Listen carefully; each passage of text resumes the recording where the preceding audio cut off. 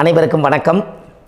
பாரம்பரிய திருவள்ளுவர் குலவம்சம் பிரசன்ன ஜோதிடர் சுப மாரிமுத்து திருப்பூரிலிருந்து இந்த பதிவு உங்களுக்காக. ஐயா வணக்கங்க ஐயா. வணக்கம் ஐயா. ஐயா இப்போது மக்கள் சார்பாக ஒரு கேள்வி இன்றைக்கி நான் கேட்கலான் இருக்கேன். கேளுங்க ஐயா. ஐயா அதாவது இந்த ஜாதகத்தில் முடக்கு இருக்கு, ஜாதகத்தையும் முடக்கிருச்சு, கண்டிப்பாக அதனால் வாழ்க்கையில் நிறைய பிரச்சனைகள் அப்படின்னு சொல்லி நிறைய பேர் கேட்குறாங்க. கண்டிப்பாங்க ஐயா. இந்த முடக்குங்கிறது என்னங்க ஐயா? அதற்கும் கர்மாவுக்கு ஏதாவது சம்மந்தம் இருக்காங்க ஐயா? ரொம்ப பற்றி சொன்னீங்கன்னா ரொம்ப உதவியாக இருக்குங்க. நல்ல கேள்விங்க ஐயா. இந்த கர்மாவே முதல்ல எங்கேருந்து வருது அப்படிங்கிறது தான் இப்போ நம்ம சொல்ல போகிறோம். இதுவரைக்கும் எத்தனையோ கருத்துக்களெல்லாம் நீங்கள் இந்த உலகத்தில் கேட்டிருப்பீங்க. ஆனால் இந்த பதிவில் நீங்கள் பொறுமையோடு இந்த கருத்தை ஒரு இனிமையோடு நிதானமாக கேட்டிங்கன்னா உங்களுடைய ஊழ்வினை கர்மா எங்கிருந்து உருவாச்சு, இதனுடைய இந்த கர்மானால் நாம் என்ன கஷ்டப்படுறோம், நாம் இந்த பூமியில் பிறக்கிறதுக்கு என்ன வரம் வாங்கி வந்தோம், நம்ம பாவ புண்ணியமெல்லாம் ஜாதக கட்டத்தில் போய் எப்படி எடுக்கிறது, நம்மளுடைய தோஷம்னு சொல்கிறோமே அந்த தோஷம் எப்படி கிரியேட் ஆகுது, நம்ம இந்த பூமியில் பிறக்கும்போது கொண்டு வந்த கர்மாவா, இல்லை கடவுளே நம்மளுக்கு ஒரு தண்டனையாக கொடுத்த கர்மாவா, இல்லை நம்ம இந்த பூமிக்கு வந்ததுக்கு அப்புறம் செய்த கர்மாவா, இது எல்லாத்தையுமே நம்ம பொறுமையாக கேட்கணும்னா கண்டிப்பாக இந்த பதிவை நீங்கள் பொறுமையோடு கேளுங்க. உங்களுக்கு இதில் ஒரு பெரிய ஒரு ரகசியம் ஒன்று அடங்கியிருக்குது. அந்த ரகசியத்தை தான் இன்றைக்கி இந்த உலகத்துக்கு அரங்கேற்றம் பண்ணுறேன். இந்த முடக்கு நம்ம ஐயா கேட்டதில் ஒரு அற்புதமான ஒரு விஷயம் என்ன அப்படின்னு கேட்டிங்கன்னா, முடக்குங்கிறது அந்த காலத்தில் பெரிய திறமையை கட்டி போட்டு வச்சுட்டா நம்மனால் அது இயங்க முடியுமா? முடியாது இல்லைங்களா ஐயா? முடியாது. அப்போது அதே மாதிரி ஜாதக கட்டத்தில் நமக்கு வேண்டிய யோகத்தை கடவுளே நம்மளுக்கு நாம் செய்த பாவத்தினால அது முடக்கி வச்சிருச்சுன்னா அந்த பாவகத்தை அந்த ஜாதகர் அனுபவிக்க முடியுமா? அனுபவிக்க முடியாது. அப்போது அந்த அனுபவிக்க முடியாமல் வெளி உலகத்தில் போய் நம்ம தேடி போன பிறவியில் செய்த பாவத்தை இந்த பிறவியில் நீங்கள் தேடி கண்டுபிடிச்சி வாழ்க்கையில் நீங்கள் எப்போ மேலுக்கு வர்றது? அப்போது அந்த கர்மா 12 ராசி கட்டத்துக்குள்ள 27 நட்சத்திரத்தில் 9 கிரகங்களுக்குள்ள ஒரு பெரிய ஒரு ஆத்துமாத்துமான கர்மா, உங்கள் பூர்வ ஜென்ம கர்மா இதுக்குள்ளே எங்கேயோ ஒரு இடத்துல முடங்கியிருக்குது. இந்த முடக்க மட்டும் உங்கள் ஜாதகத்தில் நீங்கள் கண்டுபிடிச்சிட்டிங்கன்னா ஹைலைட்டாக வாழ்கிறதுக்கு, இந்த உலகத்தில் சுதந்திரமான வாழ்க்கை வாழ்கிறதுக்கு ஒரு மிகப்பெரிய பொக்கிஷம் உங்கள் ஜாதகத்துக்குள்ளேயே இருக்குது. அப்போது அந்த ஜாதகத்துக்குள்ளே நாம் போன பிறவியில் நம்ம கர்மா நாம் என்ன செய்திருப்போன்னு உங்களுக்குள்ளே பெரிய குழப்பம் இருக்கும். என்னங்க ஐயா, நீங்கள் என்ன கர்மா பண்ணிட்டு வந்தீங்க, நாம் போன பிறவியில் நம்ம யாரை ஒரு வதச்சோம், யாரை நம்ம மனசை புண்படுத்தினோம், நம்ம தாத்தாவுக்கு சோறு போட்டோமா, நம்ம பாட்டனுக்கு சோறு போட்டோமா, நம்ம முப்பாட்டனுக்கு சோறு போட்டோமா, நம்ம கொள்ளுப்பாட்டனுக்கு சோறு போட்டோமா, அப்போ நம்ம அப்பாவுக்கு நம்மளை பெற்றவருக்கு நம்ம சாப்பாடு கொடுத்தோமா, இவங்களுக்கெல்லாம் நம்ம சேவை பணிமடைகள் செஞ்சோமா, நம்மளுடைய உறவுகளுக்கெல்லாம் அரவணைச்சு போனோமா, நம்மளுடைய இந்த மாதிரி நாம் இரத்த சம்பந்த உறவுகளை இருந்து தான் இந்த உலகத்துக்கு நம்ம வெளியில் வந்திருப்போம். அப்போது வெளியில் நீங்கள் நிற்கிறீங்க, அப்படியே மேலே போய் பார்த்தீங்கன்னா ஒரு 7 தலைமுறையில் ஒவ்வொருத்தரும் செய்த கர்மாவெல்லாம் நம்ம பிளட்டு ரிலேட்டிவாக இப்போ நீங்கள் கரண்ட்டில் இருக்கிறவங்க கிட்ட தான் டெபாசிட் பண்ணியிருக்கோம். அப்போ இது தெரியாமல் நாம் ஜாதகத்துக்குள்ளே போய் தசாபுத்தி நல்லா தனுங்க இருக்குது, நான் ரொம்ப கஷ்டப்படுறேன், என் ஜாதகத்தில் போய் பார்த்தேன் எல்லா கிரகங்களும் நல்ல வலிமையாக இருக்குன்னு தான் சொன்னாங்க, ஆனால் இன்னும் என்னுடைய கடன் அடையலை, இன்னும் என்னோடய கர்ம தீர்ந்த மாதிரியே தெரியல, எனக்குள்ளே ஒரு தாட்டு என்னமோ நான் ஒரு பின்தங்கின வாழ்க்கையிலே வாழ்ந்துட்டுருக்கேன் அப்படின்னு நீங்கள் சொல்லும்போது, அப்போ இதையெல்லாம் தாண்டி ஒரு கர்மா உங்களுடைய ராசி கட்டத்துக்குள்ளே எங்கேயோ ஒரு பக்கத்தில் ரகசியமாக புதைஞ்சிருக்கு. அப்போது அந்த ரகசியமாக புதைஞ்சிக்கக்கூடிய அந்த முடக்கு தான் இன்றைக்கி இந்த உலகத்துக்குள்ளே நீங்கள் தெரிஞ்சுக்கக்கூடிய விஷயம். அப்போ அந்த முடக்குங்கிறது ஒன்று உண்மை. இந்த உலகத்துக்கு நம்மளை எல்லாத்துலேயும் நல்லா யோசிச்சு பாருங்கள். 12 ராசி கட்டம் இருக்குதுங்களா ஐயா? ஆமாங்க ஐயா. ஆனால் கிரகம் எத்தனை இருக்குதுங்க? 9 தான் இருக்குங்க ஐயா. ஆமாம், 12 ராசிக்கு 12 கட்டத்துக்கு 12 கிரகம் கொடுத்துருக்கலாமல்ல கடவுள். அப்போ ஏன் 3 கட்டத்தை மட்டும் எம்டி பண்ணி மீதி 9 கிரகத்தை வச்சுக்கிறாருன்னா, அப்போ நாம் செய்த 3 தலைமுறை கர்மாவுக்கு அது எந்த கட்டம் பிளாக் ஆகுதோ அந்த கட்டத்துக்குள்ளே ஏதோ ஒரு ரகசியம் இருக்கிறனால தானே எங்கேயோ ஒரு பக்கத்தில் நீங்கள் கண்டிப்பாக கர்மாவில் மாட்டுவீங்கிறது கடவுளே படைச்சு தானே இதை உருவாக்கியிருக்காரு. 12 ராசிக்கு 12 கட்டம் கொடுத்துருந்தா எங்கே நீங்கள் சுற்றி வந்தாலும் ஏதோ ஒரு வீட்டுக்குள்ளே போய் உட்காந்துக்கலாம்.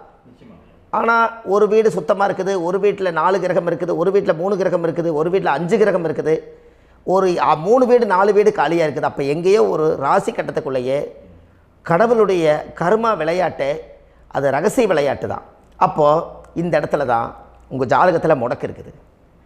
இந்த முடக்கை நீங்கள் எப்படியெல்லாம் அதை ஆராய்ச்சி பண்ணி கண்டுபிடிக்க முடியும் அப்படிங்கிற ஒரு விஷயத்தை தான் இன்றைக்கி நம்ம இந்த உலகத்துக்குள்ளே இதை நுழைக்க போகிறேன். இப்போ அப்பா செய்த பாவம்னு ஒன்று இருக்குமில்லங்க ஐயா, நம்ம அறியாத வயசில் தெரியாதில்ல, அப்பா செய்த பாவம்னு இருக்கும். அப்பாவுடைய சொத்து பிள்ளைக்குத்தானா, அப்பாவுடைய பாவம் பிள்ளைக்குத்தானே, என்னங்க ஐயா? சரி, அப்போ தாத்தா இருக்கிறாரு, தாத்தாவுடைய கர்மா உயிர் எங்கே எழுதி வைக்கிறாருங்க? அப்போது மகனை விட்டுறாரு. அப்போ தாத்தா மாதிரியே முகம் இருக்குது, தாத்தா மாதிரியே அவருடைய நடை உடை பாவனை இருக்குது, அவர் தாத்தாவுடைய ஜீனு தான் அப்படின்னு இவர் சொல்லும்போது, அப்போ தாத்தாவுடைய சொத்து பேரனுக்கு சொந்தம்னா தாத்தாவுடைய பாவம் எங்கே போகுங்க? Very good. அப்போ அப்போது இந்த கர்மா எப்படி டிரான்ஸ்ஃபர் ஆகுதுன்னு உங்களுக்கு தெரியுதா? அப்போ நீங்கள் போன பிறவியில் அந்த தாத்தாவுடைய பேரனை நீங்கள் பிறக்கிறதுக்கு கர்மம் உங்களை செயல்பட வச்சுருக்குது. அதனால் நீங்கள் தாத்தாங்கிறீங்க. அதனால் அந்த கௌரவமாக எங்கள் தாத்தா சம்பாரித்த சொத்து நான் தான் அனுபவிக்கணுங்கிற விதியை நீங்கள் உருவாக்கிறீங்க. அப்போது இந்த ஜாதகத்தில் அந்த ஊழ்வினை தோஷந்தான் ஏதோ ஒரு வழியில் உங்களை கர்மாவை செயல்படுத்துது. அதனால தான் இந்த ஜாதகத்தில் எந்த ஒரு முடக்கை எடுக்கிறதா இருந்தாலும் சூரியன் என்ற நட்சத்திரம் எதுவோ அந்த நட்சத்திரத்துக்கு எந்த வீடு முடக்காகுதோ அங்கே தான் உங்களுடைய கர்மா ஒளிஞ்சிருக்கும். இதுதான் உங்களுடைய பெரிய ஒரு பொக்கிஷமான ரகசியம். சரிங்க ஐயா, இப்போ இதில் நவகிரகங்கள் 9 இருக்கும்போது ஏன் சூரியனை மட்டும் நம்ம இதில் எடுத்துக்கணும்னு நீங்கள் சொல்கிறீங்க? நல்ல கேள்விங்க ஐயா. நீங்கள் கேட்டீங்க பார்த்தீங்களா, 9 நவகிரகம் இருக்கும்போது சூரியனை மட்டும், அந்த சூரியன் என்ற நட்சத்திரம் பிறக்கும்போது அந்த வீடு மட்டும் முடக்காகுன்னு நீங்கள் கேட்டீங்க இல்லையா? இதுதான் அற்புதமான கேள்வி. ஏன் அப்படின்னு கேட்டிங்கன்னா, சூரியன் அப்பாவோட உயிர் கரு போய் அம்மாவுடைய பனிக்கூடத்தில் கர்ப்பத்தில் வச்சு 10 மாதம் 300 நாள் சுமந்து நீங்கள் இந்த பூமிக்கு வெளியில் வரும்போது நீங்கள் என்ன பாவத்தை இவங்க விதைச்சாங்களோ அந்த கர்மாவை வாங்கிட்டு தான் நீங்கள் வெளியில் பிரசவமாகறீங்க. இதுதானே? அப்போ சூரியன் என்ற நட்சத்திரம், அந்த சூரியனுங்கிறது உயிர் கருவல்லவா, அப்பாவுடைய உயிரணுக்கள் அம்மாவுடைய கருவிக்குள்ளே போய் நாம் குழந்தை வடிவத்தில் இருந்து 300 நாள் பாவ உன்னித்த பதிவில் ஏட்டு எழுதி ஒரு ஜாதகத்தை கையில் கொடுத்து பிறந்த உடனே உங்களுக்கு ஒரு ஏட்டை பெரட்டி நீ இப்படித்தான் விதி, இனிமேல் இப்படித்தான் நீ வாழணும்னு சொல்லி உங்கள் கர்மாவை நீங்கள் கர்மாவோடு தானே வெளியில் பிறக்கிறீங்க. அப்போ சூரியன் என்ற நட்சத்திரம் தானே இந்த உலகத்துக்கு ஒரு பெரிய ஒரு மகத்துவம். இப்போ பாருங்கள், விடிய வரைக்கும் நம்ம முழிச்சிட்ருக்குறோம், காலையில் சூரிய உதயமானால் அவங்கவுங்க செயல்படுறோம். மீதி எல்லா கிரகங்களுக்குமே வெளிச்சத்தை கொடுக்கக்கூடிய சக்தி சூரியனுடைய பிம்ப ஒளிக்குத்தானே உண்டு, என்னங்க ஐயா? அதனால தான் மேசத்து உச்ச வீடுன்னு சொல்லி மேசத்தை உச்சம்னு சொல்லி சூரிய உச்சத்தை அங்கே தான் வச்சாங்க. அப்போது அந்த காலச்சக்கரத்துக்கு 5ஆம் இடம் பூர்வ புண்ணியஸ்தானத்தில் போய் சிம்மத்தில் கொண்டு போய் சூரியனை ஆட்சி வீடுன்னு வச்சாங்க. அப்போது சூரியனில் இருந்து தான் அந்த மையப்புள்ளி உருவாகுது. அப்போ உங்களுடைய ஜாதகத்தில் அந்த சூரியனாகப்பட்டவர் பிறக்கும்போது நீங்கள் உங்கள் ஜாதகத்தை நீங்கள் எடுத்துக்கங்க ஐயா. நீங்கள் இன்றைக்கே போய் கதவை திறந்து உங்கள் பெட்டியை திறந்து பீர்வாவுக்குள்ளே உங்களுடைய ஜாதகம் இருக்குது, அந்த ஜாதகத்தை எடுத்து ஜோதிடர்கிட்டையே நீங்கள் சந்தேகம் கேட்குறக்கு முன்பு நீங்களே உங்களுடைய கர்ம பற்றி தெரிஞ்சுக்கிறதுக்கு இந்த பதிவில் உங்களுக்கு ஒரு ரகசியத்தை சொல்லித்தரேன். உங்கள் ஜாதகத்தில் இப்போ இது வரைக்கும் ராசி கட்டத்தை நீங்கள் பார்த்துருப்பீங்க, ஆனால் பாதசாரம்னு ஒன்று இருக்கும் இல்லைங்களா? ராசிக்கு பாதசாரம்னு ஒன்று இருக்கும். சூரியன் என்ன நட்சத்திரத்தில் இருக்குது, சந்திரன் என்ன நட்சத்திரத்தில் இருக்குது, செவ்வாய் என்ன நட்சத்திரத்தில் இருக்குது, புதன் என்ன நட்சத்திர காலில் நிற்குது, இதெல்லாமே அந்த சாரம் இல்லாத ஜோதிடம் சோரம் போய்விடும். அதனால் அந்த சாரத்தில் நிற்கிது பார்த்தீங்களா கிரகம், அதில் இப்போ நீங்கள் உங்களுடைய ராசி கட்டத்தை ஓப்பன் பண்ணுங்கள். இதில் ராசி கட்டத்தில் சூரியன் என்ற நட்சத்திரம்னு ஒன்று இருக்கும் இல்லைங்களா? அது எதுவாக வேணாலும் இருந்துட்டு போட்டோம். அந்த நட்சத்திரம் தான் நீங்கள் பிறக்கும்போது தாயுடைய கருவறைக்குள்ள கரு உருவான நட்சத்திரமே அதுதான். புரிஞ்சுங்களா ஐயா? பிறக்கும்போது நீங்கள் அந்த கருவுடைய நட்சத்திரம் அப்பா வந்து கருவை உருவாக்கி கர்மாவை விதைச்சது அந்த சூரியன் என்ற நட்சத்திரம் தான். அந்த வீட்டுக்கு தான் இந்த ராசி கட்டத்தில் உங்களுக்கு முடக்கு உருவாகுது. புரிஞ்சுங்களா ஐயா?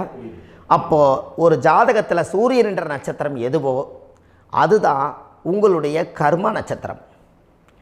இப்போ நம்ம பிறக்காதுக்கு முன்னாடி அப்பா கட்டத்தில் அந்த கர்மா டெபாசிட் ஆகிருக்கும்.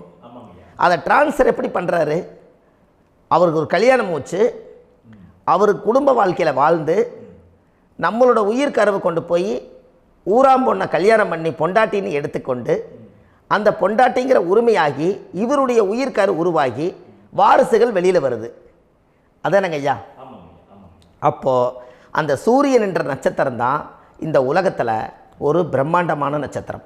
இந்த நட்சத்திரம் உங்கள் மனசுக்குள்ளே ஏதாவது இருந்துச்சுன்னா உங்கள் வீட்டில் ஏதாவது ஒரு நல்ல விஷயங்கள் நீங்கள் பண்ணுறதா இருந்தால் அந்த கர்மா நட்சத்திரம் சூரியனுடைய நட்சத்திரம் இருக்குது பார்த்தீங்களா, அந்த நட்சத்திரத்தில் எந்த ஒரு சேவைகளும் செய்யக்கூடாது. அதுதான் கர்மா. அதை போய் நீங்கள் ஆக்டிவேட் பண்ணி விட்டீங்கன்னா அது முன்னோர்களை வந்து நீங்கள் வந்து தொந்தரவு பண்ண மாதிரி. அந்த கர்ம நட்சத்திரம் தான் உங்கள் வாழ்க்கையில் அது புதஞ்சிருக்கிறதா. இப்போ குழந்தை பிறந்தாலோ சீர் சீமந்தங்கள் நீங்கள் செய்கிறதாலோ கல்யாணம் முக்கிறதுனாலோ உங்கள் ஜென்ம நட்சத்திரத்தன்னைக்கு கல்யாணம் பண்ண வேண்டாம்னு சொல்லிக்கிறாங்கல்லங்க. உங்களுக்கு ஜென்ம நட்சத்திரத்துக்கு முன்னாடி உங்களை உருவாக்குன நட்சத்திரம் தான் ஜென்ம நட்சத்திரம். அப்போ சூரியன் என்ற நட்சத்திரம் அப்பாவுடைய ஜென்ம நட்சத்திரமாக அந்த ஊழ்வினை கர்மம் செயல்படுது. அப்போ அந்த முடக்கு யார் வழியில் வந்தது? முன்னோர்கள் வழியில் வந்தது. முன்னோர்கள் கட்டி வச்சது யாரைய? குலதெய்வத்தை. அப்போ அந்த குலதெய்வத்தை போய் சாமிக்கு போய் வீடு வாசல்லாம் வலித்து குலதெய்வத்தை போய் தேங்காய் பழம் பூ மாலை கல்கண்டு வாங்கி அர்ச்சனை பண்ணி ஒரு அன்னதானம் ஒன்று பண்ணிவிட்டு சாமிக்கு பொங்கல் வச்சு நைவேத்தியம் பண்ணிவிட்டு உங்கள் ஜாதகத்தை வச்சு பூஜை பண்ணிவிட்டு வாங்க. அதுக்கப்புறம் தான் உங்கள் கர்மாவை கண்டுபிடிக்கிறதுக்கு வழியே பிறக்கும். குலதெய்வத்தை வணங்காமல் கோவிந்தா கோவிந்தா என்று பல தெய்வத்தை வணங்கினாலும் பலனொன்றும் இல்லைன்னு அந்த காலத்தில் முன்னோர்கள் சொல்லி வச்சுக்கிறாங்களா இல்லைங்களா? அதனால் கண்டிப்பாக அதை கண்டுபிடிச்சி நீங்கள் அதுக்கு ஒரு நைவேத்தியம் பண்ணால் மட்டும்தான் முதல்ல உங்கள் 5ஆம் பாவம் முன்னோர்கள் அது வேலை செய்யும். குலதெய்வ ஆலயத்துக்கு போயிட்டு வாங்க. போயிட்டு வந்துட்டு இந்த கர்மவினை தோஷத்தை நிவர்த்தி பண்ணுறதுக்குண்டான சரியான பரிகாரத்தை நம்ம எடுப்போம். அப்போது உண்மையாலுமே ஒரு ராசி கட்டத்துக்குள்ளே இந்த மாதிரி ஒரு அந்த கர்ம தோஷம் இருப்பதனால இந்த கர்மா தோஷத்துக்கு அந்த முடக்க தோஷங்கிறத நீங்கள் எடுத்து அதை கண்டுபிடிச்சி அந்த சூரியன் என்ற நட்சத்திரம் எந்த ராசி கட்டத்தில் போய் முடக்காயிருக்குதோ அந்த முடக்கு எந்த பாவகம் வந்து நம்மளுக்கு லாக் ஆகிருக்குதோ அந்த பாவகத்துக்கு உண்டான பரிகாரங்கள் அதுக்குரிய ஸ்தலங்கள் அந்த கோவில்களில் போய் சுவாமிக்கு தேங்காய் பழம் பூமாலை கல்கண்டு வாங்கி அர்ச்சனை பண்ணி நீங்கள் அந்த கோவிலுக்குள்ளே போய் உட்காந்து சாமி கும்பிட்டு வந்தீங்கன்னா உங்களுடைய ஜாதகத்தில் இருக்கக்கூடிய அந்த முடக்கு தோசை நீங்கி வாழ்க்கையில் நீங்கள் எதை சாதிக்க வந்தீங்களோ அந்த சாதனையை நீங்கள் சாதிச்சிட்ருப்பீங்க. புரிஞ்சுங்களா ஐயா? ஏன் அப்படின்னா அந்த முடக்கு நட்சத்திரத்துக்குள்ளே தான் ஒரு தோஷம் இருக்குது. இப்போ அந்த காலத்தில் பாருங்கள் ஐயா, முன்னோர்கள் எல்லாம் நிறைய பேர் கோவில் கட்டி வச்சுட்டு போயிருக்காங்களா இல்லைங்களா? இந்த கோவில் எதுக்காக கட்டி வச்சுக்கிறாங்கன்னா அவங்க கட்டினவங்களுக்கும் அந்த முடக்கு தோஷம் இருந்திருக்குது. ராஜாக்கள் இருந்திருக்குது, மன்னர்கள் காலத்தில் இருந்திருக்குது, ஜமீன்தார் காலத்தில் இருந்திருக்குது. இப்போ அவங்களுடைய அமைப்புகள் எல்லாமே முன்னோர்கள் என்னமோ அறியாமல் தெரியாத தன்னடக்கம் இல்லாத ஒரு கர்மாவை இவங்க செஞ்சிட்டாலும் அதுக்குரிய பரிகார ஸ்தலங்களை கொண்டு போய் அந்த காலத்திலே ஜாதகம் பார்த்து நம்ம வந்து முன்னோர்களுடைய பாவத்தை நாம் செய்த பாவத்தையும் தீர்த்துட்டு நமக்கு கீழே அடுத்த சந்ததிகள் அடுத்த தலைமுறைகள் வந்தாலும் இந்த கோவில்களுக்கு வந்து விளக்கு போட்டு சாமி கும்பிட்டு இந்த மண்ணை மிதிச்சிட்டு போனால் அன்னையோடு அந்த கர்மா தீருங்கிறது அந்த காலத்திலேயே முடக்க தோஷ பரிகாரத்தை கோவில் வழியில் அந்த காலத்தை திசை திருப்பி வச்சுருக்காங்க. அப்போ நீங்கள் கோவிலுக்கு போகாமல் கண்டிப்பாக இந்த பரிகாரத்தை நீங்கள் உடைக்க முடியாது. ஏன் உடைக்க முடியாதுன்னா இப்போ நீங்கள் எத்தனை வருஷம் வாழ்கிறீங்க ஐயா? 120 வருஷமே வச்சுக்கோங்க. சூரியன் திசை 6 வருஷம், சந்திரன் திசை 10 வருஷம், செவ்வாய் திசை 7 வருஷம், ராகு திசை 18 வருஷம், குரு திசை 16 வருஷம், சனி திசை 19 வருஷம், புதன் திசை 17 வருஷம், கேது திசை 7 வருஷம், சுக்கிரன் திசை 20 வருஷம். இப்போ நான் சொன்ன டோட்டலெல்லாம் கூட்டிங்கன்னா 120 வருஷம் வரும். இது ஒரு மனிதர் பிறந்து பூரண ஆயுளோடு வாழ்ந்தால் இந்த 120 வருஷம் வாழ்ந்தால் அவர் இந்த பூலோக பதவி விட்டு சிவலோக பதவி போயிடுவார். அதுக்கு பேர் தான் பூரண ஆயுள் என்று பொருள். அப்போ இந்த பூரண ஆயுளை வாழ்ந்தவருக்கு 120 வருஷம். கோயில் எத்தனை வருஷம் வாழுதுங்க ஐயா? கோயில் பழங்காலத்து கோயிலெல்லாம் எத்தனை வருஷம் வாழுதுங்க? 12 வருஷத்துக்கு கும்பாபிஷேகம். அது ஓகே, அது பரவாயில்ல. 12 வருஷத்துக்கு ஒருக்கா பழசை புதுப்பிச்சு கும்பாபிஷேகம் பண்ணி மறுபடியும் அதுக்கு பவர் ஊட்டி சக்தி ஊட்டி அதுக்கு உருவேற்றுறாங்க. நான் சொல்கிறது கோயில் 5000 வருஷம் 4000 வருஷம் பெரிய பெரிய சித்தர்கள், மகான்கள், ரிஷிமார்கள், யோகிகள், சித்தர்கள் இவங்களெல்லாம் போய் கோவில்லையே சிவனையும் பெருமாளையும் வழிபாடு பட்டுட்டு கோவில்லையே ஒரு ஓரத்தில் ஜீவசமாதி ஆயிட்டாங்கன்னு பழைய கால கோயிலில் சித்தர்கள் குடியிருக்காங்களா இல்லைங்களா? இருக்காங்கல்லங்க ஐயா. அப்போது நாம் 120 வருஷம் வாழ்கிறோம், கோவில் 5000 வருஷம் வாழுது. எங்கே சக்தி அதிகமாக இருக்குன்னு சொல்லுங்க? கோவிலில் தாங்க ஐயா. கோயில் தான், அதில் ஒன்றும் மாற்றம் இல்லைங்களே. கோயில் தாங்க. அப்போ கோவிலில் தான் அந்த சக்தி இருக்குதுன்னு நீங்கள் சொல்கிறீங்க. அப்போ உங்களுடைய கர்மாவை உடைக்கிறதுக்கு 120 வருஷம் பெருசா 5000 வருஷம் பெருசான்னு சொல்லுங்கள்? 5000 தாங்க. அப்போ 5000 வருஷம் உள்ள அலைகள் வந்து எத்தனை அந்த சிவனுக்கு இப்போ சிவன் கோயிலே உங்களுக்கு முடக்கு தோஷத்துக்கு ஒரு கோயில் வருதுன்னு வச்சுக்கோங்க. அந்த கோவிலில் எத்தனை முடக்குகளுக்கு உண்டான கோவில்கள், எத்தனை பழங்களை ஊற்றி சாமிக்கு அபிஷேகம் பண்ணியிருப்பாங்க, எத்தனை பால் கூட ஊற்றிருப்பாங்க, பன்னீர், தேன், இளநீ, மஞ்சள் நீர், திருமஞ்சனம், அபிஷேகம், பொங்கல், நைவேத்தியம் இத்தனையும் செஞ்சு அந்த சிவனை வந்து சிவனாக பார்த்து அந்த கருவறைக்குள்ள ஒரு கிராணங்கள் வரும்போதும் கூட பாதுகாப்பு பண்ணி வச்சு நல்ல சக்தியோடு அந்த கருவறையை புத்தியோடு அவங்க வேலை செஞ்சு அந்த காலத்தில் வச்சுருக்காங்களா இல்லைங்களா? அப்போது நம்ம வீட்டை அவ்வளோ சுத்தமாக வச்சுருக்க முடியுமா? என்னதான் வாஸ்து இருந்தாலும் முடியாது இல்லைங்களா? அப்போது அவ்வளவு ஒரு பவர்ஃபுல்லான கோவில் அந்த முடக்கு தோஷத்துக்குள்ளே ரகசியமாக அந்த கோயில் அடங்கியிருக்குது. உங்கள் ஜாதகத்துக்குள்ளே உண்மையாலுமே ஊழ்வினை கோயில், கர்மவினை கோயில் அதுக்குள்ளே இருக்குது. அந்த ஜாதகத்தை கணிச்சு பார்த்தா கரெக்டாக உங்களுடைய ஜாதகத்தில் அப்பாவுடைய கருவறையிலேருந்து உயிர் உருவாகிற நேரத்தில் இருந்து இப்போ வரைக்கும் நீங்கள் கரண்ட்டில் வாழ வரைக்கும் அந்த கர்ம கூட வர்றதை ஒரே ஒரு இடத்துல போனால் மட்டும்தான் விட்டுட்டு வர முடியும். அது எந்த வீடு அப்படின்னு கேட்டால் உங்களுக்கு வந்து அப்பாவுடைய கர்மா வழியில் போய் அந்த கோவில் பழையகால கோயில், பழையகால தெய்வங்கள், அந்த கோவில் தான் உங்கள் ஜாதகத்துக்குள்ள ரகசியமாக இருக்கும். அது ஏன் இந்த பதிவில் உங்களால் சொல்ல முடியாது அப்படின்னா, இந்த பதிவில் ஏன் உங்க சொல்ல முடியாதுன்னா உங்கள் ஜாதகம் தெரியாமல் என்ன கோயிலை நீங்கள் சொல்லுவீங்க? இப்போ பொதுவாக ஒரு நட்சத்திரத்துக்கு ஏதோ ஒரு கோவிலை அவங்க சொல்லி நீங்கள் போயிட்டு வர்றீங்கன்னு வச்சுக்கோங்க. ஆனால் அது வேலை செய்யலைன்னா நம்மளுக்கு என்னங்க இவ்வளோ கஷ்டப்பட்டு போய் அதை பலனடையிலேன்னு கேள்வி கேட்டக்கூடாது. உங்கள் ஜாதகத்தை நீங்கள் கொண்டாங்க, உங்கள் டேட் ஆஃப் பர்த் டயத்தை போட்டு ஜாதகத்தை கணிச்சு நீங்கள் சூரியன் என்ற நட்சத்திரத்துக்கு உங்களுடைய கர்மவினை கோவில் யார், உங்களுடைய முடக்கு யார், ஊழ்வனை தோஷத்துக்கு உண்டானவர் யார், தாய் வழி கர்மா யார், தந்தை வழி கர்மா எது, நீங்கள் பிறக்கும்போது வந்த கர்மா என்ன, இது எல்லாம் கணிக்காமல் பொதுவாக ஒரு கோயிலில் போய் நீங்கள் பாட்டுக்கு சாமி கும்பிட்டு வந்தால் பலன் எப்படி கிடைக்கும்? கண்டிப்பாக கிடைக்காதுங்க ஐயா. என்னங்க ஐயா? அது தெரிஞ்சு பண்ணாதான் சரியா? ஒரு டாக்டர்கிட்ட போகிறீங்க, என்னை அப்படியே ஸ்கேன் பண்ணி ஒரே ஒரு மாத்திரை கொடுங்கன்னு கேட்டால் டாக்டர் கொடுப்பாருங்களா? அவர் என்ன பிரச்சனை இருக்குதோ அதை முதல்ல கண்டுபிடிச்சி ஸ்கேன் பண்ணி பார்த்து ரிப்போர்ட் எடுத்து அது மூலியமாக தான் கொஞ்சம் எடுத்து ஐயா உங்களுக்கு இந்த பிரச்சனை, இதுக்கு தீர்வுக்கு இதுக்குண்டான மெடிசன், இது இப்படித்தான் சாப்பிடணும்னு அது முறையாக சொல்லி அந்த உயிர் வாழ வைக்கிறாரு டாக்டர். அவர் ஒரு தெய்வ வடிவத்தில். கரெக்டுங்களா ஐயா? அப்போ உங்களோட கர்மா எங்கே செயல்படுது அப்படின்னா இந்த முடக்க நீங்கள் இந்த பதிவில் தெரிஞ்சுக்கங்க. அதுக்குரிய நட்சத்திரம் என்னன்னு தெரிஞ்சு வச்சுங்க. உங்கள் ஜாதகத்தில் சூரியன் என்ற நட்சத்திரத்தை எடுத்துக்கங்க. அந்த வீட்டுக்கு முடக்க இந்த பதிவில் எந்த வீடு லாக் ஆகிருக்குதுங்கிறத நான் உங்களுக்கு இந்த வீட்டில் சொல்கிறேன். அந்த வீட்டு நீங்கள் பாருங்கள், உங்களுடைய லக்கணத்துக்கு அது எந்த வீடு. இப்போ லக்கணத்துக்கு ஒரு 7வது வீடுன்னே வச்சுக்கோங்க. அப்போ லக்கணத்துக்கு 7வது வீடே முடக்கு. அப்படி ஒரு முடக்கு ஆகிப்போச்சுன்னா ஒரு ஜாதகத்தில் லக்கணம் தான் 1, 7ஆம் இடம்ங்கிறது மனைவி ஸ்தானம். ஒரு ஆணுடைய ஜாதகத்துக்கு 7ஆம் இடம் தான் மனைவி. அவருக்கு நல்ல மனைவி அமையாமல் ஆடம்பரம் இருந்தும் வீடு அரண்மனை மாதிரி இருந்தும் அந்த மனைவியை ஒரு சந்தோஷமாக அவர் அனுபவிக்க முடியாது. புரிஞ்சுங்களா ஐயா? சந்தோஷமாக அனுபவிக்க முடியாது. ஏன் அப்படி? 7ஆம் இடத்துல தான் அவரோட கர்மா உட்கார்ந்துருக்குது. கரெக்டாக சொன்னீங்க. 7ஆம் இடத்துல தான் அந்த கர்மா உட்கார்ந்துருக்குது. அப்போ அந்த 7ஆம் இடத்துல இருக்கக்கூடிய அந்த கர்மா போன பிறவியில் நீ மனைவிக்கு சோறு போடாமல் மனைவியை கட்டி வச்சு அடிக்கிறதும், மனைவியை துன்புறுத்துறதும், அந்த மனைவி இருக்கவே இன்னொரு வாழ்க்கைக்குள்ளே போகிறதும், இங்கே வாழ வேண்டிய தாம்பத்திய சந்தோஷத்தை கொண்டு போய் இன்னொரு இடத்துல கொடுக்கறதும், தெரிஞ்சிருந்தே நம்மளுடைய மனசுக்குள்ளே திருடுத்தனமாக வாழ்கிறதும், இது எல்லா கர்மாவும் போன பிறவியில் நாம் செய்த ஊழ்வினை கர்மா தான் உங்கள் ஜாதகத்தில் 7ஆம் இடம் முடக்கு.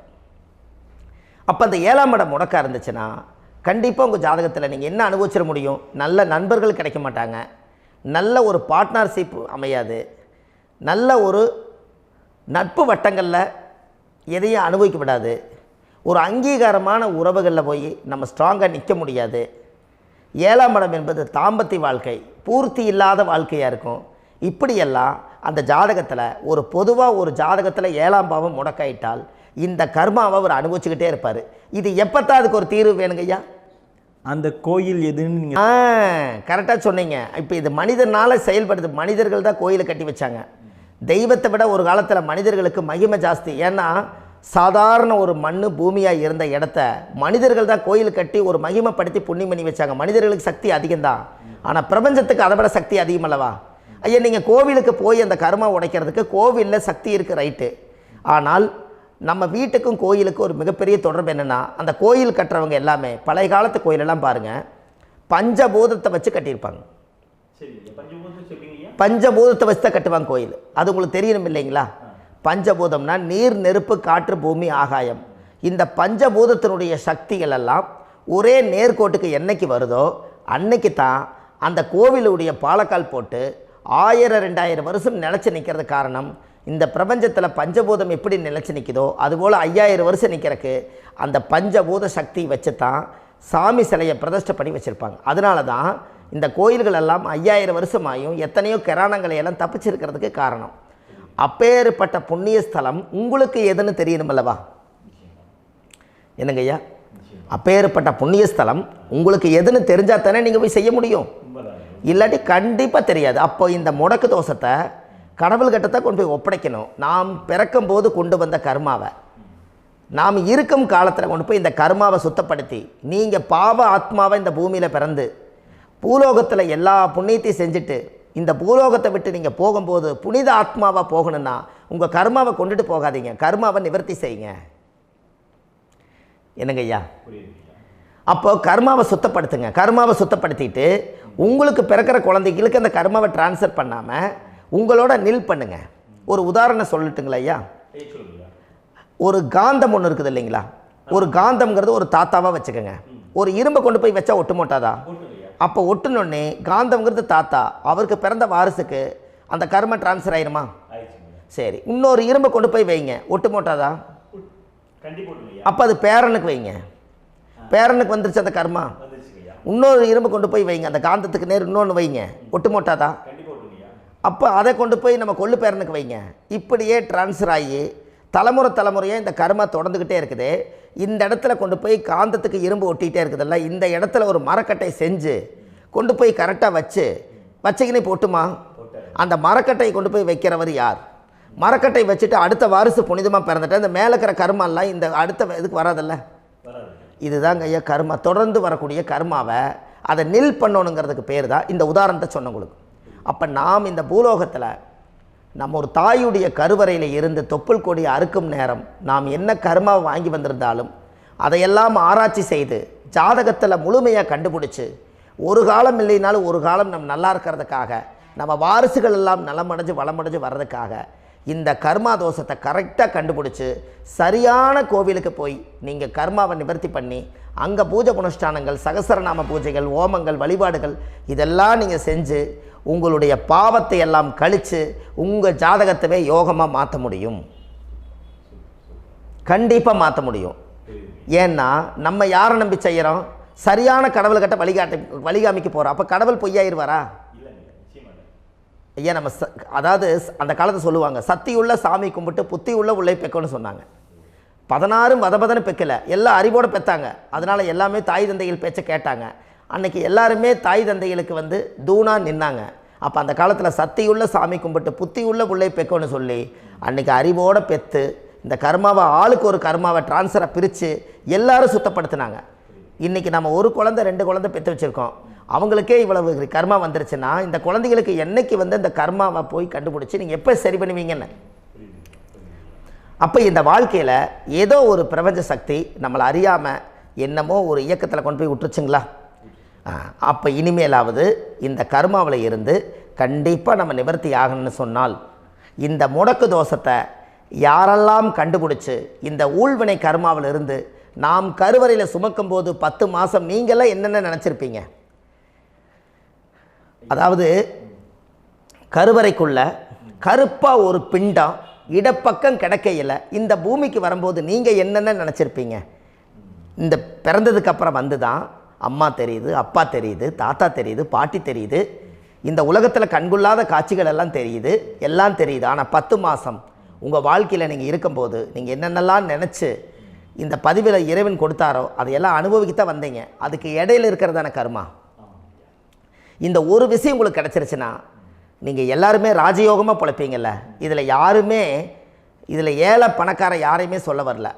அவங்க பிறக்கும்போது புண்ணியத்தை பொறுத்து தான் போன ஜென்மத்தில் நம்ம என்ன புண்ணியங்கள் பண்ணி வச்சோமோ அந்த புண்ணியத்தில் இன்றைக்கி நல்லா வாழ்கிறாங்க. ஒருத்தர் கேட்டார், என் ஜாதகத்தில்ங்க எங்கூட படித்தவர் இடம் வாங்கிட்டார், வீடு வாசல் கட்டிட்டார், தொழில் பண்ணிட்டார், நல்லா இருக்கார், ஆனால் நான் இன்னும் அப்படியே தான் இருக்கிறேங்கன்னு ஒருத்தர் கேட்டார். அதுக்கு ஒரு கருத்து என்னென்னா, டேட் ஆஃப் பர்த் ஒன்று தான், டைம் ஒன்று தானே வச்சுக்கோங்க. அவங்க அப்பா செஞ்ச புண்ணியம் வேறு, நீங்கள் செஞ்ச பாவங்கள் வேறு. அவர் செஞ்ச புண்ணியத்தினால அவருக்கு எல்லாமே முன்னாடி கிடைக்குது. நீ கர்மாவெல்லாம் கழிச்சிட்டீங்கன்னா பின்னாடி கிடைக்க போகுது. இதில் மற்றவங்களை பற்றி வேற்றுமையாக நினைக்கிறதுல எந்த ஒரு இதுவுமே இல்லை. அப்போ ஒருத்தர் பார்த்து ஒருத்தர் வாழ வேண்டாம். உங்களுடைய சுய அறிவை வச்சு இந்த பூலோகத்தில் இந்த பூமியில் நீங்கள் 4 தெரிஞ்சு நல்ல விதமாக கற்றுக்கிட்டு இந்த உலகத்தில் சிறப்பாக வாழ கற்றுக்குங்க. அதுக்கு அந்த ஊழ்வினை தோஷத்தை கண்டுபிடிங்க. உங்களுக்குன்னு ஒரு முடக்கு இருக்குதுங்கிறத இன்றைக்கி நீங்கள் எழுதி வைங்க. அதை எப்படியாவது கண்டுபிடிங்க, அதை தேடுங்க. ஒரு முறை நீங்கள் ஜாதகத்தை கொண்டு வாங்க. அந்த ஜாதகத்தை கொண்டு வந்து உங்கள் பாவகத்தில் எத்தனாம் பாவம் முடக்காயிருக்குதுன்னு பாருங்கள். அந்த பாவகம் முடக்காயிருச்சுன்னா உங்கள் வாழ்க்கையில் அதிலிருந்து உங்களால் வெளியில் வரவே முடியாது. கண்டிப்பாக வர முடியாது. அதை நீங்கள் கண்டுபிடிச்சா மட்டும்தான் நீங்கள் மேலே வர முடியும். ஏன்னா நிறைய பரிகாரங்கள், பூஜைகள், யாகங்கள், ஓமங்கள் எல்லாம் செய்து வச்சும் கூட அந்த கர்மவினைக்கு உண்டான கோவிலுக்கு போய் அந்த 5000 வருஷ பழமை வாய்ந்த தெய்வத்துக்கிட்ட போய் நீங்கள் முறையிட்டு விளக்கு போட்டு உங்கள் கர்மத்தை எல்லாம் நான் நீ தான் தீர்த்து கொடுக்கணும்னு சொல்லி நம்பிக்கையோடு நீங்கள் போய் அந்த சரணாகதி அடையிறீங்க பாருங்கள், அங்கே தான் உங்கள் கர்மாவை எடுத்து விடுறாரு. அப்போ இந்த ரகசியம் உங்களுக்கு வேணுமல்லவா? அப்போ உங்கள் ஜாதகத்தில் எங்கே முடங்கி அதுக்குரிய கோவில்கள் எல்லாம் என்ன, அதுக்கு தான பரிகாரம் என்ன, அதுக்கு நீர் பரிகாரம் என்ன, யாத்திரை பரிகாரங்கள் என்ன, நீங்கள் வீட்டில் இருந்தே செயல்படுத்தக்கூடிய பரிகாரங்கள் என்ன, பரிகாரம் கோவிலுக்கு போய்த்தான் நடக்குமா, இல்லை நாம் வீட்டில் வச்சு வணங்குறதுனால நடக்குமா, நாம் செய்யக்கூடிய தர்ம பரிகாரங்கள் என்ன, தான பரிகாரங்கள் என்ன, இப்படி பல விதமாக இருக்கிறனால உங்கள் ஜாதகத்துக்கு எந்த மாதிரி பரிகாரம் கனெக்ட் ஆகுதுங்கிறது தெரியணும். இது தெரியாமல் கண்டிப்பாக உங்களால் செயல்படுத்துறது ரொம்ப கஷ்டம். இதனால் இதை நீங்கள் தெரிஞ்சுக்கணும்னா இப்போ நம்ம பாருங்கள், நீங்கள் அந்த தெரிஞ்சுக்கிட்டாலே உங்கள் வாழ்க்கையில் ஒரு டைம் தான் நீங்கள் தெரிஞ்சுக்க போகிறீங்க. உங்களுடைய கர்மா என்ன, நீங்கள் எங்கே செயல்பட்டு போயிட்டுருக்கிறீங்க, உங்கள் போகிற பாதை சரியா இல்லை அந்த பாதையில் முள்ளு கல் இருக்குதா, இது எல்லாம் உங்களுக்கு தெரியலனா இந்த முடக்கை கண்டுபிடிக்கக்கூடிய சக்தி வாய்ந்த இந்த கர்மாவை நிவர்த்தி பண்ணுறதுக்கு வழிகள் இருக்குது. அதனால் நீங்கள் கண்டிப்பாக இந்த முடக்கை தெரிஞ்சுக்கணும். இந்த முடக்கு ராசினா என்ன உண்மையாலுமே உங்கள் வாழ்க்கையில் நீங்கள் தெரிஞ்சு இனிமேல் உங்கள் வாழ்க்கையில் இதுவரையிலும் கர்மாவுக்குள்ளேயே கஷ்டப்பட்டீங்க, வழி தெரியாமல் கண்ணை கட்டி காட்டில் விட்ட மாதிரி இருந்தீங்க. இனி அப்படி இருக்க வேண்டாம். உங்கள் ஜாதகத்தில் 12 ராசி கட்டத்தில் 9 கிரகம் போகும், மீனி 3 கிரகம், 3 கட்டம் உங்களுக்கு எங்கேயோ ஒரு பக்கத்தில் 3 கட்டம் எம்டியாக தான் இருக்கும். கரெக்டுங்களா? அது இல்லாமல் ஒரு ஜாதகம் பிறக்காது. ஏன்னா 9 கிரகத்துக்கு 9 கணக்கு போட்டால் 3 கட்டம் எம்டியாக தான் நிற்குது. அந்த கட்டத்துக்குள்ளே எந்த நட்சத்திரத்தில், எந்த சாரத்தில், எத்தனாவது டிகிரியில், எத்தனாவது பாதசாரத்தில், எத்தனை வெகுளையில், எத்தனை செகண்டுக்குள்ளே இந்த கர்மா உள்ளே புகுந்து உங்களை செயல்படுத்துதுங்கிறத கண்டிப்பாக உங்கள் ஜாதகத்தை கொடுங்க. பார்த்து இந்த விஷயத்தை சொல்கிறேன், நீங்கள் அந்த இடத்துக்கு போய் நிவர்த்தி பண்ணிவிட்டு உங்கள் வாழ்க்கையில் கொஞ்சம் காலம் வாழ போகிறீங்க. பாருங்கள், பிறந்ததுலேருந்து 20 வருஷத்துக்குள்ளே இளமையாக வாழ்கிறீங்க, குழந்தையாக வாழ்கிறீங்க. 20லேருந்து 40 வயசுக்குள்ளே தான் உங்களுக்கு ஒரு பொண்ணை பார்த்து கல்யாணம் பண்ணி ஒரு கரு உருவாக்குறீங்க. அதுக்கப்புறம் 40லேருந்து 60க்குள்ளே குழந்தை பெற்று கடமை முடிச்சிடுறீங்க. 60 வயசுக்கு மேலே ரிட்டையர்ட் ஆகிடுறீங்க. இந்த 20க்கும் 60க்கும் இல்லாத 20லேருந்து இந்த 40 வயசுக்குள்ளே உங்களோட தேடல் என்னவோ அது வாழ வேண்டிய சுகபோகமான வாழ்க்கை எல்லாமே அந்த 40க்குள்ளே தான் இருக்குது. இந்த 40க்குள்ளே இருக்கக்கூடிய வாழ்க்கையை இந்த கர்மா தெரியாமல் காலத்தை வீணாக்க வேண்டாம். வாழ வேண்டிய வயசில் நீங்கள் வாழணும். அதுக்குரிய கர்மாவை நீங்கள் சுத்தப்படுத்துங்க. எப்படியெல்லாம் நீங்கள் சந்தோஷமாக வாழ்கிறீங்கன்னு எனக்கு ஒரு தகவல் கொடுங்க. வேறு லெவலில் நீங்கள் இருப்பீங்க. கண்டிப்பாக இந்த பதிவில் உங்களுக்கு நான் இந்த விஷயத்தை கொடுக்க போகிறேன். இந்த முடக்கு நட்சத்திரங்கள் என்ன அப்படிங்கிறத இந்த பதிவில் நீங்கள் ஒரு நோட் ஒன்று எடுத்துக்கோங்க, குறித்து வச்சுக்கோங்க. இதில் இருந்து அவங்கவுங்களுக்கு முடக்கு நட்சத்திரம் என்னங்கிறத இந்த பதிவில் நான் உங்களுக்கு கொடுக்குறேன். இந்த வீடு தான் அது முடக்குங்கிறத சொல்கிறேன். இதையெல்லாம் நீங்கள் தெரிஞ்சு உங்கள் ஜாதகத்தவே நீங்கள் முடக்கு எடுத்து கண்டிப்பாக உங்கள் வாழ்க்கையில் நீங்கள் நல்லா இருப்பீங்க. அதுக்கு ஒரு நோட் எடுத்து வச்சுக்கோங்க. இது வரைக்கும் கர்மாவை பற்றி நம்ம பேசினோம். உங்கள் ஜாதகத்தில் சூரியன் என்ற நட்சத்திரத்துக்கு தான் முடக்குன்னு சொன்னீங்களே, எந்த வீடுங்கிற ரகசியத்தை இன்றைக்கி நம்ம எல்லோரும் தெரிஞ்சுக்கலாமா? இத்தனை காலமாக நீங்கள் தெரிஞ்சுக்காத ஒரு ரகசியத்தை இன்றைக்கி உங்கள் ஜாதக கட்டத்தில் நீங்களே முடக்க கண்டுபிடிச்சி அதுக்குண்டான பலனை தேட போகிறீங்க. அந்த தேடல் தான் உங்களை கொண்டு போய் உட்கார வைக்க போகுது. ஒரு உதாரணம், உங்கள் ஜாதகத்தில் பாதசாரம் இருக்குது அல்லவா? அந்த பாதசாரத்தில் சூரியன் என்ற நட்சத்திரம், சூரியன் நின்ற நட்சத்திரம் பாதசாரத்தில் கரெக்டாக எடுங்க. சூரியன் என்ற நட்சத்திரம் அவிட்ட நட்சத்திரமாக இருந்தால் அது துலா ராசி தான் முடக்கு ராசி. உங்கள் வாழ்க்கையில் அன்னையில் இருந்து உங்கள் வாழ்க்கை எங்கே இருக்குதுன்னு பாருங்கள். முடக்கு ராசி முதல்ல கண்டுபிடிக்கிறதுக்கு நீங்கள் செஞ்சுருக்கணும் புண்ணியம். அது எந்த வீடுனே தெரியாதல்லவா? உங்கள் லக்கணத்துக்கு அது எத்தனாவது வீடுன்னு பாருங்கள். கண்டிப்பாக உங்கள் வாழ்க்கையில் அதுக்கு ஒரு பிரச்சனைக்கு ஒரு தீர்வு கிடைக்கும். அப்போது இந்த துலா ராசிக்குள்ளே தான் அந்த முடக்கு ஒளிஞ்சிருக்குது. அது சுக்கிரனோட வீடு. பணப்பிரச்சனை என்றைக்கு தீரும், மனப்பிரச்சனை என்றைக்கு தீரும், என் வாழ்க்கையில் என்றைக்கு தான் நான் வெளிச்சத்துக்கு வருவேன், நான் போகிற பாதையெல்லாம் அடைச்சி வச்சுருக்குது, பகையாக இருக்காங்க, நண்பர்களெல்லாம் பகையாக இருக்காங்க, என் வாழ்க்கையில் நான் முன்னுக்கே வர முடியல, நான் சின்ன வயசுலேருந்து கஷ்டப்படுறேன், அடுத்த லெவலுக்கு என்னால் போக முடியல, மனசுக்குள்ளே உள்ளத்தில் அழுகிறதும் வெளியே சிரிக்கிறதும் தன்னோட வேதனை தனக்குள்ளேயே மூடி வச்சுட்டு இன்றைக்கி சரியாயிரும் நாளைக்கு சரியாயிரணும் என்ன நானே வேஷம் போட்டு வாழ்ந்துக்கிட்டு இருக்கிறேன்னு சொல்லிகிட்டு இருக்கக்கூடிய உங்களுடைய உள்ளத்தில் இன்றைக்கி இந்த முடக்கை நான் உங்களுக்கு கண்டுபிடிச்சி கொடுத்துருக்கேன். இந்த முடக்குனால் உங்கள் வாழ்க்கையில் நீங்கள் கண்டிப்பாக மேலுக்கு வருவீங்க. இந்த முடக்கு நீங்கள் கண்டுபிடிச்சி இதுக்குரிய பரிகாரங்களும் இதுக்குரிய வழிபாட்டு ஸ்தலங்களும் இதெல்லாம் நீங்கள் செஞ்சு உங்கள் கர்மாவை நீங்கள் சுத்தப்படுத்தி வாழ்க்கையில் நீங்கள் ஜம்முன்னு இருக்கணும். கண்டிப்பாக ஜாதகத்தை எடுத்துகிட்டு வாங்க, உங்கள் டேட் ஆஃப் பர்த் கொடுங்க, எல்லாத்தையும் வச்சு கணிச்சு பலன் சொல்கிறேன். அவிட்ட நட்சத்திரத்தை பற்றி இது வரைக்கும் நீங்கள் பார்த்தீங்க. அவிட்ட நட்சத்திரம் முடிஞ்சு சதய நட்சத்திரத்தை பற்றி அடுத்த பதிவில் நம்ம பார்க்க போகிறோம். நம்ம ஆன்லைன்லேயே ஜாதகம் பார்க்குறோம். உங்கள் date of birth time place கொடுத்தீங்கன்னா போதும், உங்களுக்கு ஜாதகத்தை கணிச்சு ஃபோன்லேயே உங்களுக்கு கர்ம ராசி கண்டுபிடிச்சி உங்களுக்கு உண்டான கர்ம பரிகாரத்தை சொல்லி உங்கள் வாழ்க்கையில் ஒரு வெளிச்சத்துக்கு கொண்டு வர்றதுக்கு என்றைக்கும் உங்களுக்கு உறுதுணையாக இருப்பேன். நீங்கள் கண்டிப்பாக இந்த பதிவுகள் எல்லாம் இது உங்களுக்காகத்தான். இது அதிகாலை நேரத்தில் பிரம்ம முகூர்த்தத்தில் இந்த பதிவை உங்களுக்கு முழுமையாக சமர்ப்பணம் பண்ணுறேன். இதை கற்று இதை வழி நடத்தி இதைய எப்படியெல்லாம் இந்த முடக்கை கண்டுபிடிச்சி இப்படியெல்லாம் பேச வச்சு அழகு பார்க்க நம்ம முன்னோர்களுடைய ஆசீர்வாதமும் இந்த முடக்கை கண்டுபிடிச்ச குருமார்களும் அவங்களுடைய குடும்ப பாரம்பரிய வம்சாவளிகளும் எல்லாருமே நல்லா இருக்கணும். அதுக்காக இந்த நேரத்தில் நான் அடியேன் சுப மாரிமுத்தாக இருந்து திருப்பூர்லேருந்து இந்த பதிவை உங்களுக்கு நான் கொடுக்குறேன். கண்டிப்பாக இந்த முடக்கு கோயிலுக்கு இந்த முடக்கு தோஷத்துக்கு உண்மையான பரிகாரங்கள், எளிமையான பரிகாரங்கள் நீங்களே வாழ்க்கையில் செஞ்சு ஆதிகால பரிகாரங்கள் உங்கள் மனசுக்குள்ளே இருக்குது. அதை செயல்படுத்தினா மட்டும் போதும், வாழ்க்கை எங்கேயோ போயிடும். கண்டிப்பாக ஒரு முறை உங்கள் ஜாதகத்தை அனுப்பி வைங்க, உங்களுக்கு நான் பார்த்து பலன் சொல்கிறேன். இன்றைக்கி நான் கொடுத்த பதிவுகள் எல்லாம் உங்களுக்கு ரொம்ப பயனுள்ளதாக இருந்திருக்கும். உங்களுக்கு இது வரைக்கும் எத்தனையோ கர்ம வினைகளை பற்றி தெரியாமல் இருந்திருப்பீங்க. இந்த பதிவில் நிறைய கேட்டு தெரிஞ்சுக்கிட்டீங்க. இதெல்லாம் வாழ்க்கையில் ரொம்ப முக்கியமான பரிகாரங்கள், எளிமையான பரிகாரங்கள். நேராக நீங்கள் கடவுளைத்தான் கெட்டியாக பிடிக்க போகிறீங்க. அந்த பரிகாரங்கள் எல்லாம் செஞ்சு அதிகாரமாக வாழ்ந்து இந்த பூலோகத்தில் நல்ல சிறப்பாக வாழ்கிறதுக்கு இந்த பரிகாரம் உங்களுக்கு ரொம்ப யூஸ்ஃபுல்லாக இருக்கும். கண்டிப்பாக இந்த பதிவை செய்யுங்க. நம்ம பாரம்பரிய திருவள்ளுவர் குல வம்சம் பிரசன்ன ஜோதிடர் சுப மாரிமுத்து, திருப்பூரில் இருக்கேன். 30 ஆண்டு காலமாக நம்ம ஜோதிடம் பார்த்து கொண்டு இருக்கிறோம். இவ்வளவு காலமாக எத்தனையோ ஆயிரக்கணக்கான மக்களுக்கு நம்ம ஜோதிடம் பார்த்து வழிகாட்டி நிறையா மக்களுக்கு நிறைய சேவைகள் செஞ்சுருக்கேன். நிறைய கோயில் கட்டி வச்சுருக்கேன், கும்பாபிஷேகங்கள் பண்ணி வச்சுருக்கேன், அன்னதானங்கள் நிறையா பண்ணி வச்சுருக்கேன், புண்ணிய யாத்திரைகள் நிறைய போய் வந்திருக்கேன். மக்களுக்காகவே நான் உங்களுக்கு உழைக்க தயாராக இருக்கேன். இந்த ஜோதிடம் என்னுடைய ஒரு பாரம்பரியமாக என்னுடைய அப்பா தாத்தா முன்னோர்கள் இதெல்லாம் எங்களுடைய குலத்தொழில் இது. அதனால் நாங்கள் பாரம்பரியமாக திருவள்ளுவர் குல வம்சம். வள்ளுவர் வாக்குன்னு யூடியூப் சேனலில் போனீங்கன்னா 1000 பரிகாரங்கள் கொடுத்துருக்கேன். அதுவும் உங்களுக்கு ரொம்ப யூஸ்ஃபுல்லாக இருக்கும். வள்ளுவர் வாக்கு அப்படின்னு போடுங்க. அப்படி இல்லைன்னா சுப மாரிமுத்துன்னு போடுங்க. இதில் பரிகாரங்கள் நிறையா கொடுத்துருப்பேன். கண்டிப்பாக இதெல்லாம் நீங்கள் சந்தித்து நீங்கள் ஒரு சப்ஸ்கிரைப் பண்ணி வச்சுக்கோங்க. நான் போடக்கூடிய பதிவுகள் எல்லாமே உங்களுக்கு நோட்டிஃபிகேஷனை வந்துடும்.